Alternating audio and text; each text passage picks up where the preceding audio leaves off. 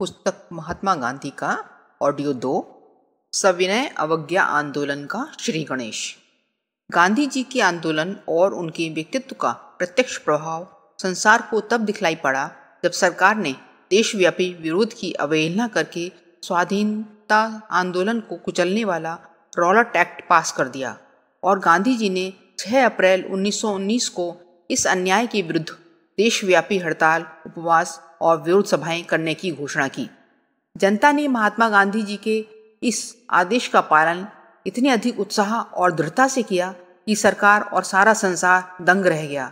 हम अपने प्रत्यक्ष अनुभव से यह कह सकते हैं कि वैसी संपूर्ण और स्वेच्छापूर्वक की गई देशव्यापी हड़ताल न पहले कभी देखने में आई थी और न बाद में कभी हो सकी। अमृतसर, पंजाब में सरकारी अफसरों ने गोली चलाकर जनता को उत्तेजित कर दिया तो वहां भयंकर उपद्रव हो गया, जिसमें 5 अंग्रेज मारे गए और 2 बैंक जला दिए गए।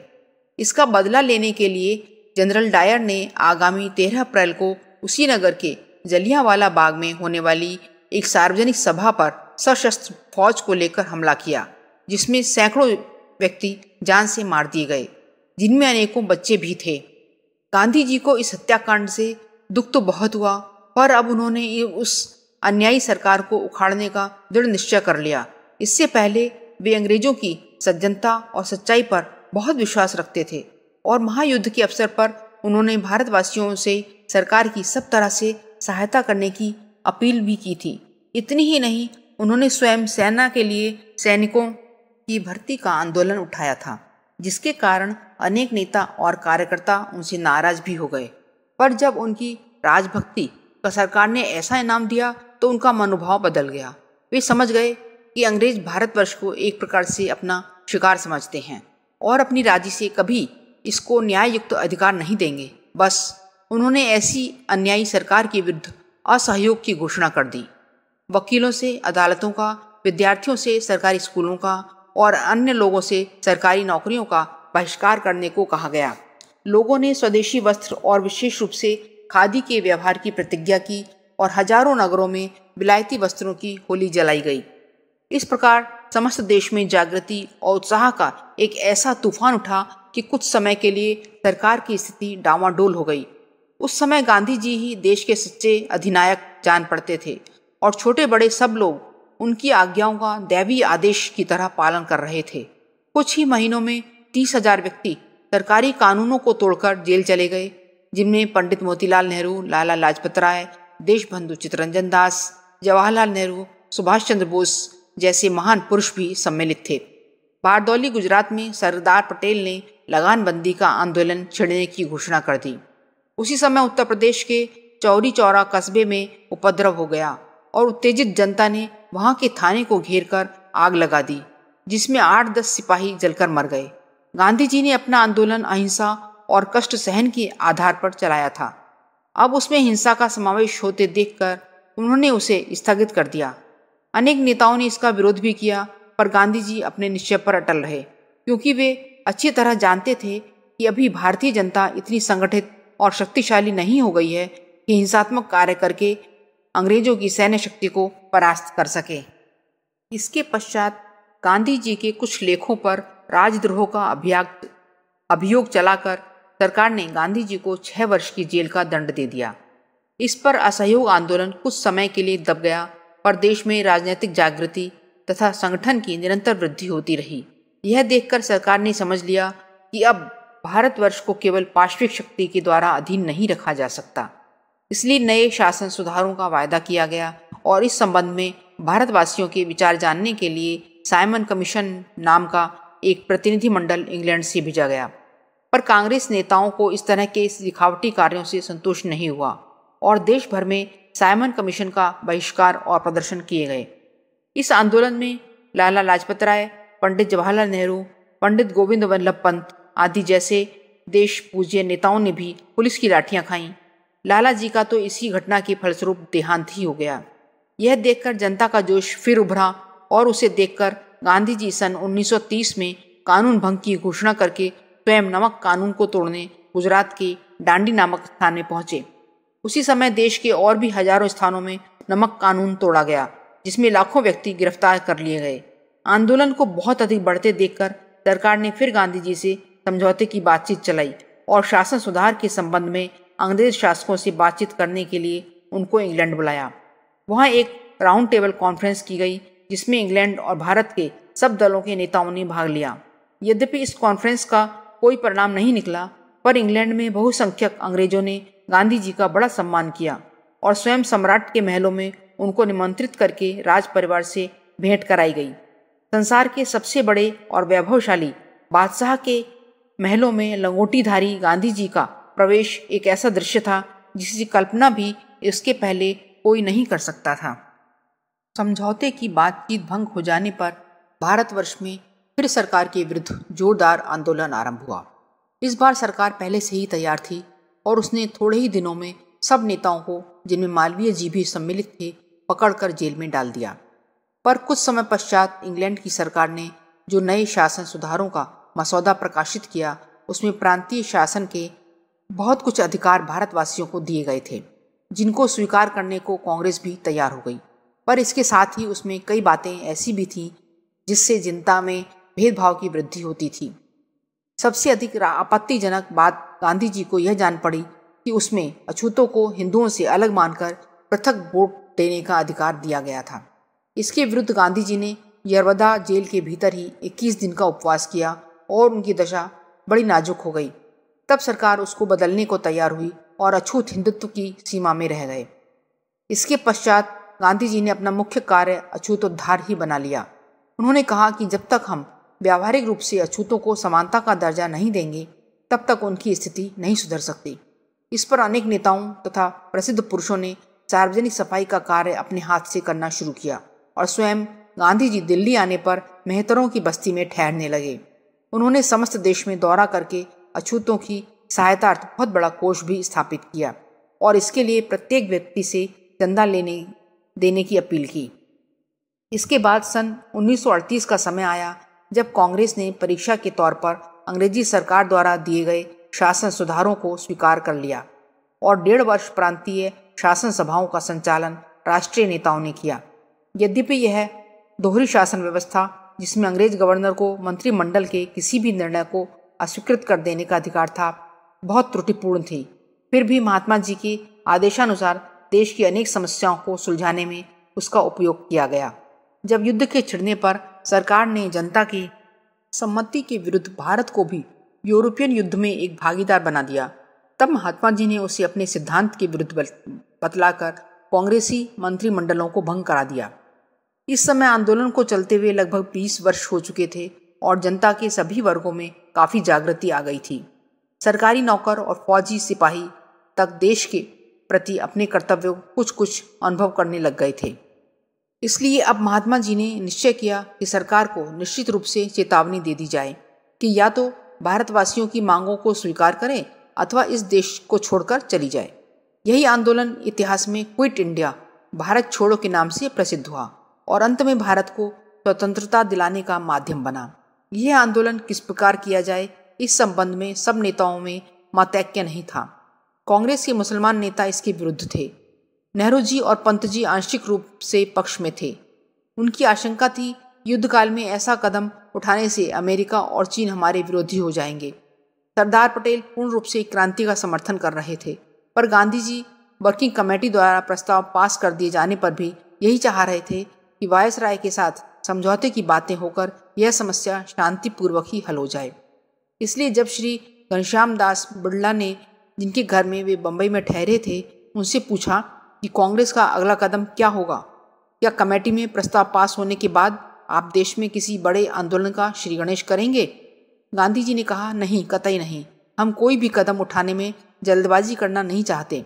अभी वायसराय से मुझे मिलना है, वे मेरे मित्र हैं और प्रस्ताव की व्याख्या करने में जल्दबाजी से काम नहीं लेंगे। बिना हार्दिक आत्मोत्साह के भारत विदेशी आक्रमण से अपनी रक्षा नहीं कर सकता। वह उत्साह प्रस्तुत युद्ध को लोक युद्ध के रूप में बदल देने पर ही उत्पन्न हो सकेगा। जब तक भारत अपने देश का स्वामी बन नहीं जाता, तब तक विदेशी आक्रमण का प्रतिकार करने के लिए आवश्यक उत्साह उसमें उत्पन्न हो ही नहीं सकता। इसलिए यदि जापानी आक्रमण का प्रतिकार करने के विषय में दोनों की भूमिका समान रही, तो कांग्रेस द्वारा उठाया यह कदम स्नेहपूर्ण माना जा सकता है। मैं वायसराय को अपना यही दृष्टिकोण समझाने का प्रयत्न करूंगा। घनश्याम दास: लेकिन मान लीजिए कि अगर वे अपनी ही बात पर अड़े रहे और टस से मस न हुए तो फिर क्या करेंगे? गांधी जी: तब तो फिर किसी न किसी प्रकार के सविनय अवज्ञा आंदोलन का अवलंबन करना ही पड़ेगा। अब तक इस संबंध में मैंने कोई विचार नहीं किया है। इसके लिए न तो मेरे पास कई योजनाएं हैं और न पहले से ऐसी योजनाएं बनाकर तैयार रखने की मेरी आदत ही है। मेरे लिए अगला कदम ही काफ़ी है और वह है वायसराय से भेंट करना। यदि उन्हें कायल करने में मैं असमर्थ रहा तो हो सकता है कि नमक सत्याग्रह की तरह का कोई आंदोलन हम आरंभ कर दें। मैं आहिस्ता कदम चलना चाहता हूँ। संकट में फंसे हुए को और अधिक संकट में ढकेलने में कोई मजा नहीं। यह थी महात्मा जी की मानवता। वे सच्चे संत और महामानव थे और किसी भी परिस्थिति में असत्य और हिंसा का आश्रय लेकर विरोधी को परास्त करना नहीं चाहते थे। उनका रास्ता संसार के प्रचलित तरीके से बिल्कुल अलग था। दुनिया में तो यह कहावत प्रचलित है कि युद्ध के अवसर पर किसी प्रकार के नियम पालन की कोई आवश्यकता नहीं। इसी प्रकार यह भी कहा जाता है कि राजनीति में सत्य का कोई स्थान नहीं। संसार के सभी शासक और राष्ट्र नेता इसी मार्ग पर चल रहे हैं। पर गांधी जी ने दूसरा ही मार्ग अपनाया जो प्रत्यक्ष में इसके बिल्कुल विपरीत था। दक्षिण अफ्रीका और भारत में 50 वर्ष तक वे उसी प्रकार चलते रहे। इसके लिए यद्यपि उनके अनेक राजनीतिज्ञों और नेताओं ने उनका उपहास भी किया और उनको पागल कहा, पर अंत में उन्होंने उसी मार्ग से भारत की स्वाधीनता जैसे असंभव दिखाई पड़ने वाले कार्य को संभव करके दिखा दिया। यह कोई साधारण सफलता नहीं थी और इसी से संसार के लाखों न्यायप्रिय व्यक्तियों ने उनको युग पुरुष स्वीकार कर लिया। यही कारण है कि उनके भारतीय अनुयायी ही नहीं, यूरोप और अमेरिका के विद्वान और अनेक राजनीतिज्ञ भी आरंभ से ही उनकी महत्ता को अनुभव करते आए थे और समय समय पर अपनी इस भावना को प्रकट भी करते रहे थे। न्यूयॉर्क के सुप्रसिद्ध साप्ताहिक पत्र नेशन ने बहुत वर्ष पहले ही महात्मा गांधी के वास्तविक महत्व को समझकर लिखा था, वर्तमान युग में जबकि संसार के लोग आदि भौतिक वैज्ञानिक चमत्कारों पर ही विशेष जोर दे रहे हैं, भारतवर्ष का यह वीर और तपस्वी नेता अपने सात्विक गुणों, स्वार्थ, त्याग और आत्मशक्ति के कारण ही देश और विदेशों में अत्यधिक सम्मान प्राप्त कर रहा है। जिस समय पाश्चात्य सभ्य राष्ट्र अपनी प्रतिष्ठा बनाए रखने के लिए युद्ध के अतिरिक्त और कोई मार्ग जानते ही नहीं, उस समय महात्मा गांधी अपने राष्ट्रीय आंदोलन को अहिंसात्मक असहयोग के पथ पर चला रहे हैं। वे कहते हैं कि भारत को रक्तपात से ही स्वराज्य मिल सकता है, तो हम दूसरों के बजाय अपना ही रक्त क्यों न बहावें? हिंसा का आश्रय लेना तो स्पष्टतः आत्मा की दुर्बलता का प्रमाण है।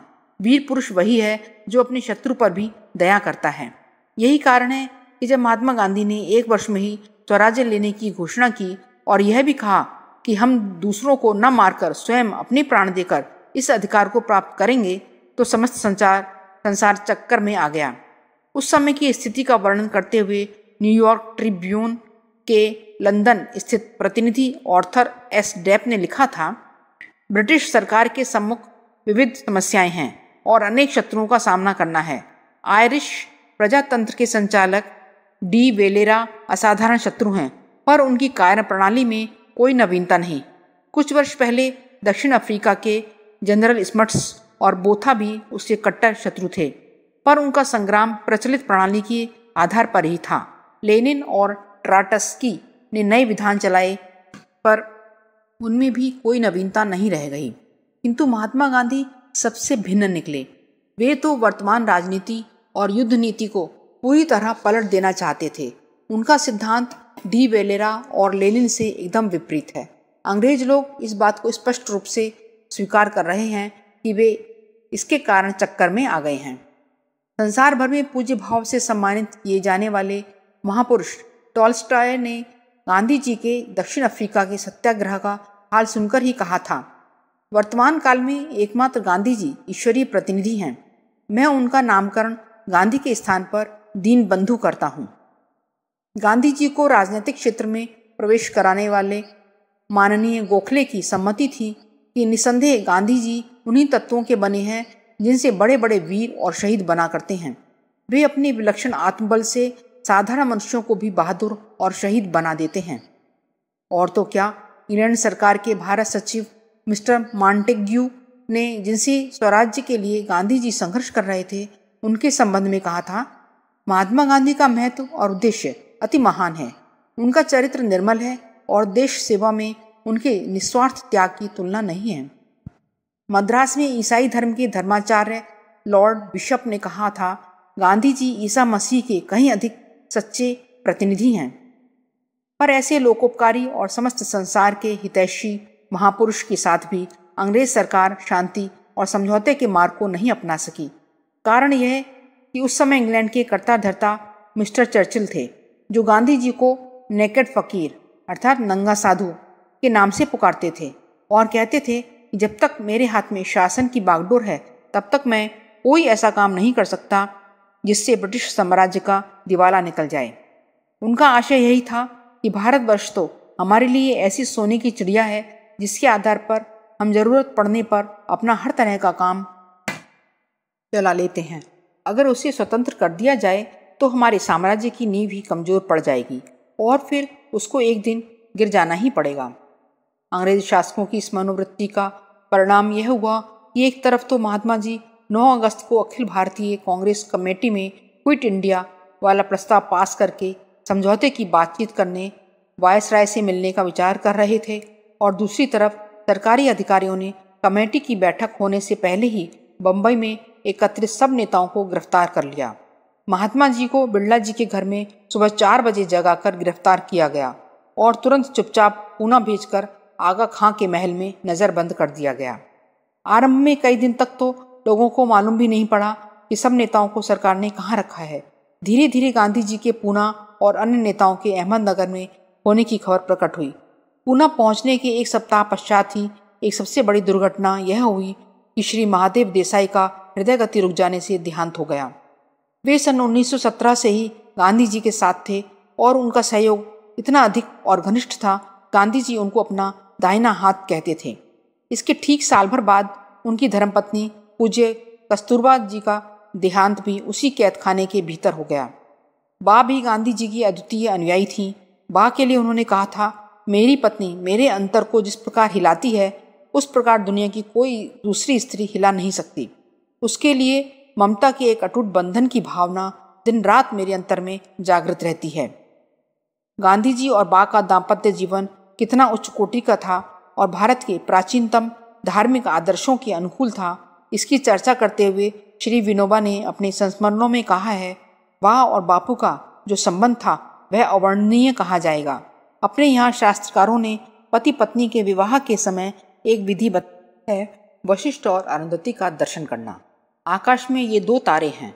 भारत के अधिकांश ऋषि कुछ समय बाद संन्यास लेकर पत्नियों से पृथक रहकर लोक सेवा करते थे, पर वशिष्ठ और अरुंधति सदैव एक साथ रहे। कारण यह है कि वे एक दूसरे के पूरक थे, बाधक नहीं। अरुंधति का अर्थ ही यह है जो मार्ग में रोधन ना करे, बाधा खड़ी ना करे।